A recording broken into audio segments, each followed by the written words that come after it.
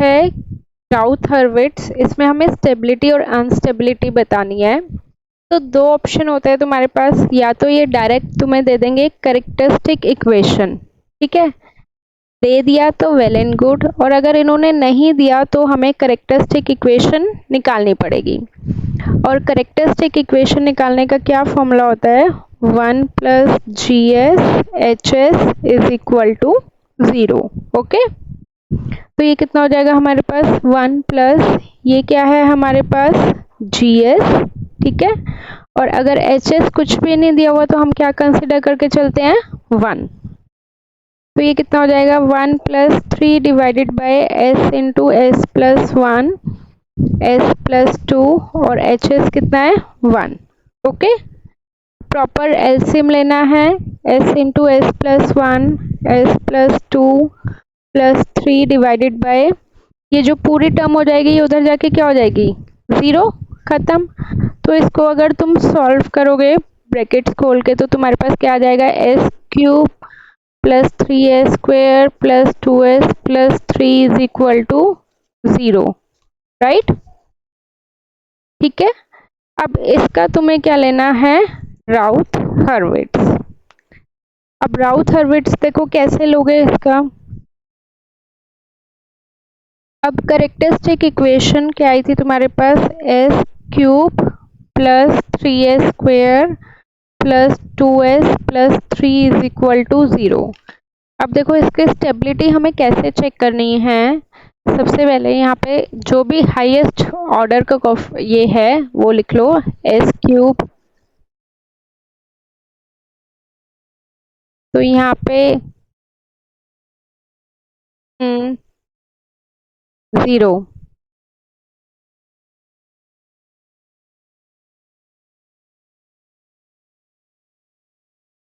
this into this minus this into this divided by the term which we have started. तो 3 into 0 minus 0 into 1 divided by 3, तो ultimately ये क्या आ गया 0, और ये वाली टर्म क्या आ गई हमारे पास 1 आ गई। ठीक है, अब इसके बाद इसमें फिर से वही प्रोसीजर स्टार्ट करेंगे, ऐसे नीचे से क्रॉस, जैसे ऐसे करते हैं ना क्रॉस, नीचे से स्टार्ट करना है, बस ऐसे ध्यान रखना, और कुछ फॉर्मूला याद रखने की जरूरत नहीं है। तो ये कितना आ जाएगा 3। अब हमें सिस्टम की स्टेबिलिटी चेक करनी है। तो अगर तुम्हारे पास, तुम्हें सिर्फ और सिर्फ क्या देखना है फर्स्ट कॉलम, अगर फर्स्ट कॉलम की टर्म्स पॉजिटिव हैं, ठीक है, तो that means the system is stable, और अगर ये नेगेटिव है तो that means system is unstable. अगर कोई भी एक नेगेटिव आता है तो सिस्टम क्या होगा तुम्हारा अनस्टेबल होगा। ठीक है, क्लियर है। अब इसमें हमारे पास कुछ स्पेशल केसेस भी होते हैं। स्पेशल केसेस जैसे मैं एक क्वेश्चन दे रही हूँ, ये वाला करके देखो, तुम्हें आइडिया हो जाएगा।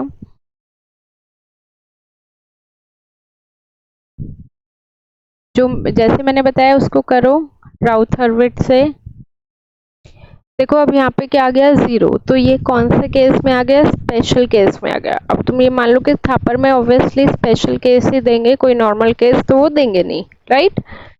तो जब भी ऐसे 0 आएगा तो आगे और करोगे तो और प्रॉब्लम आएगी। तो जब भी ऐसे कोई भी टर्म 0 आते हैं तो उसको हम 0 लेके सॉल्व ना करके हम उसको एक कांस्टेंट से रिप्लेस कर देते हैं, और कांस्टेंट जनरली हम क्या लेते हैं एप्सिलॉन नॉट। ठीक है, अलग अलग बुक्स की अलग अलग नोटेशन है, कुछ भी ले सकते हो, बेसिकली हम कांस्टेंट से उसे क्या कर रहे हैं रिप्रेजेंट कर रहे हैं। क्लियर। तो अब तुम्हें एप्सिलॉन लेके सॉल्व करना है। एप्सिलॉन देख के देखो कैसे करोगे, this into this minus this into this divided by the same term. तो ये कितना हो जाएगा यहाँ पे 2 into epsilon not minus of minus 2, तो कितना आ गया यहाँ पे, अगर मैं लिखूंगी तो 2 epsilon plus 2 divided by epsilon, right. फिर से हम यही करेंगे, this into this minus this into this divided by this, तो ये कितना हो जाएगा,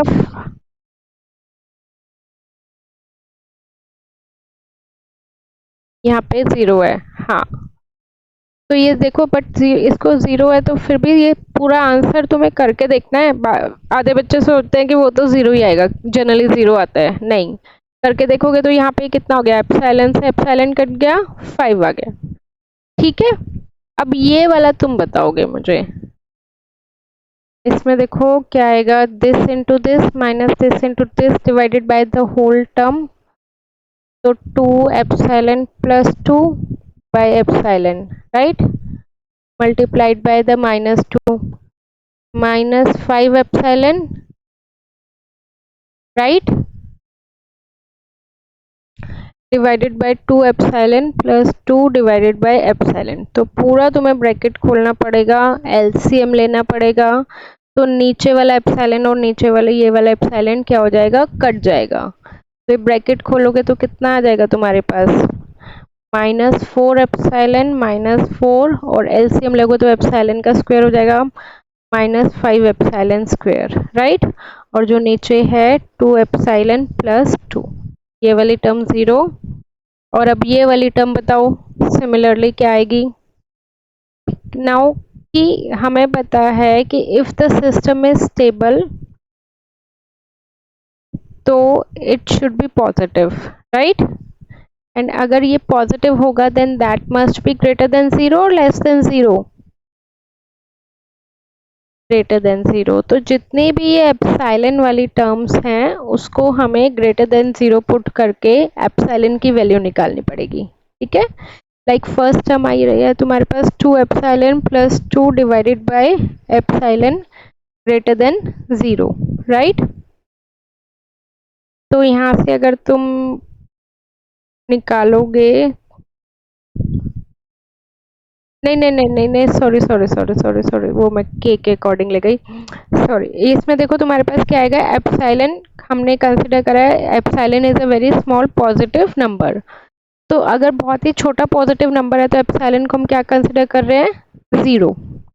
तो ये कितना हो जाएगा, 2 epsilon plus 2 divided by epsilon. इसको हमें सॉल्व करना है, इसमें हमें एप्सिलॉन को क्या पुट करना है, 0। तो यहाँ पे हमारे पास 2 epsilon by epsilon plus 2 by epsilon, तो एप्सिलॉन से एप्सिलॉन कट गया, 2 plus 2 by epsilon, epsilon we need to put limit epsilon tends to 0, ये 0। तो 1 बाय 0 क्या होता है, इन्फिनिटी। तो 2 बाई 0 भी क्या होगा, इन्फिनिटी। तो 2 में हम इन्फिनिटी में 2 ऐड करेंगे, हाँ, इन्फिनिटी में हम 2 ऐड करेंगे तो क्या रहेगा, इन्फिनिटी रहेगा। तो ये वाली टर्म आई है पॉजिटिव। सिमिलरली अब दूसरी टर्म सॉल्व करेंगे, -4 epsilon -4 -5 epsilon square 2 epsilon plus 2, limit epsilon tends to 0। Okay, तो इसमें एप्सिलॉन को पुट करेंगे तो क्या आ जाएगा हमारे पास, ये 0 ये 0 ये 0, तो कितना बचा, -4/2, तो -2 नेगेटिव आ गया, तो साइन ही चाहिए, तो that means the system is unstable. ठीक है, एक मैं तुम्हें होमवर्क के लिए दे रही हूँ, इसी कैटेगरी का क्वेश्चन है, करके देखना, देख लो एक बार।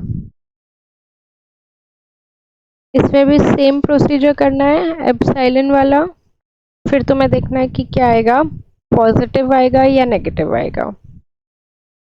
ठीक है, बोलो कोई डाउट। ठीक है, now the special case 2, special case 2 में क्या आएगा, S6 plus 2S5 plus 8S4 plus 12S cube plus 20S square plus 16S plus 16। इसका तुम्हें क्या करना है, ऐसा मत सोचना कि बड़ा है तो कुछ कॉम्प्लिकेटेड होगा, प्रोसीजर सेम है, जितना बड़ा होगा उतना देखना कुछ सिमेट्री निकलेगी और उतना तुम्हारे लिए इजी हो जाएगा। ठीक है, एक बार करो ये, फिर बताओ मुझे क्या डिफरेंट आ रहा है। अगर हमारा ऐसे सारी टर्म्स जीरो आ रही है, then we need to make a auxiliary equation. Okay, auxiliary equation याद है, रूट लोकस में भी बनाई थी। जहाँ भी जीरो आ रही है उससे ऊपर वाली इक्वेशन उठा लो। तो ये कितना हो जाएगा हमारे पास 2s4, राइट। एक टर्म छोड़ दो, s4 के बाद क्या आएगा, एस स्क्वेयर, मतलब एक टर्म छोड़ने के बाद +60। हाँ, जहाँ पे भी जीरो आ रहा है उसके ऊपर वाली इक्वेशन से तुम्हें ऑक्सिलरी इक्वेशन बनानी है। और ऑक्सिलरी इक्वेशन को एस से डिनोट करते हैं। फिर उसके बाद हमें क्या करना होता है, डिफरेंशिएट, राइट। ऑक्सिलरी इक्वेशन को डिफरेंशिएट कर दो तो ये कितना हो जाएगा, 8s³ +24s, ये टर्म जीरो। तो अब यहाँ पे जीरो जीरो की जगह क्या लिखना है, 8s³ का वो आ गया ना, 8 के बाद क्या आ रहा है हमारे पास 24, और फिर थर्ड टर्म आ रही है जीरो। नहीं, इसमें एक छोड़ के लिखेंगे तो बचा ही नहीं ना, एग्जैक्टली यही लिखना है। ये ऑलरेडी छूटा हुआ है ना, देखो s³ के बाद s² वाली टर्म तो छूटी गई, s1 आ रहा है, तो 824 0। अब इसको लेके पूरा सॉल्व करना है, समझ गए।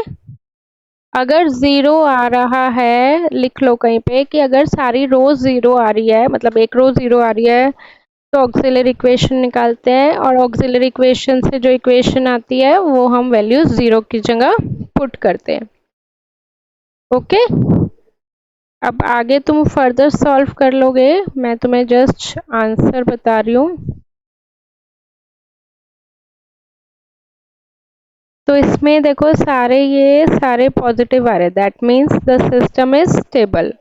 और अगर एक भी वो नेगेटिव आता तो that means the system would be unstable. ठीक है।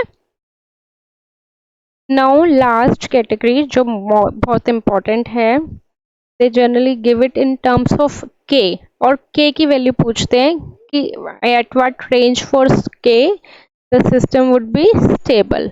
ओके, तो यहाँ पे ये हो गया हमारे पास यूएनएफपी, कई बार ऐसे दे देते हैं शॉर्ट में। यूएनएफपी का मतलब क्या है, unity feedback, and win unity feedback. Unity feedback मतलब एचएस की वैल्यू कितनी होगी, फीडबैक मतलब यूनिटी, और यूनिटी का मतलब क्या होगा, 1, तो एचएस की वैल्यू कितनी होगी, 1। तो सेम प्रोसीजर चलेगा कि अगर हमें करेक्टरिस्टिक इक्वेशन दी हुई है तो ठीक है, नहीं दी हुई है तो then we need to calculate the characteristic equation. Now tell me कि क्या फॉर्मूला था करेक्टरिस्टिक इक्वेशन का।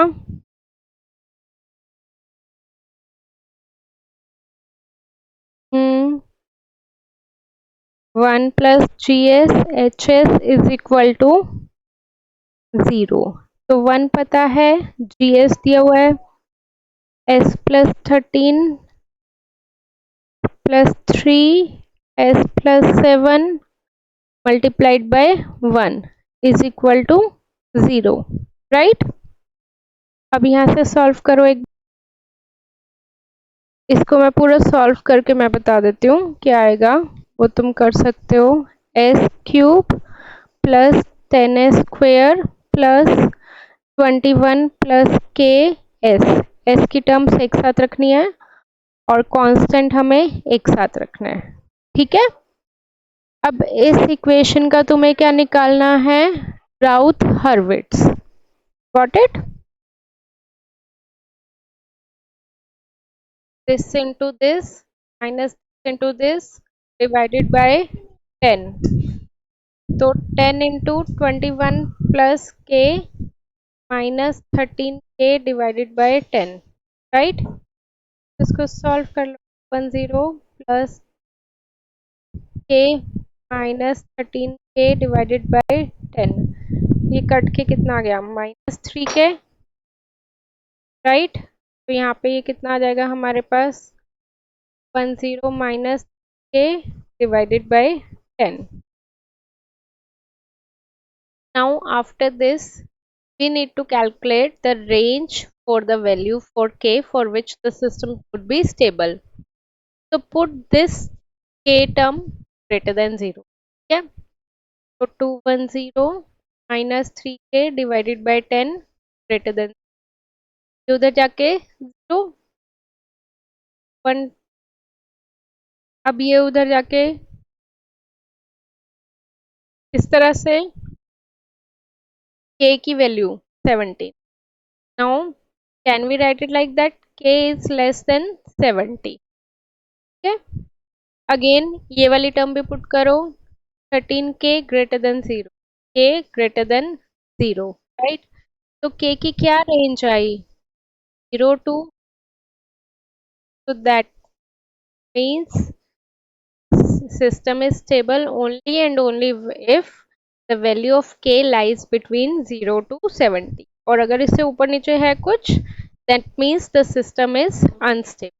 ठीक है, मार्क्ड इट इम्पॉर्टेंट क्योंकि हमारे पेपर में इसी कैटेगरी का ही क्वेश्चन आएगा, आता है जनरली. ठीक है, अब इस पे बेस्ड मैं एक और होमवर्क में क्वेश्चन दे रही हूँ. सेम राउथ हर्विट्स तुम्हारा कवर हो गया, जितने पॉसिबल केसेस थे मैंने सारे एक सिंगल लेक्चर में करवा दिए. ओके, और इसमें अब तुम्हें क्या करना है, जो भी तुम्हारे पेपर में क्वेश्चंस आए हुए हैं, राइट, वो वाले क्वेश्चन ट्राई करने हैं. होंगे ठीक है, नहीं होंगे तो मैं बताऊं. ठीक है, फाइंड रेंज ऑफ के फॉर स्टेबिलिटी. क्लियर है, एक बार देख के बताओ मुझे तुम्हारे पेपर में कौन से हैं.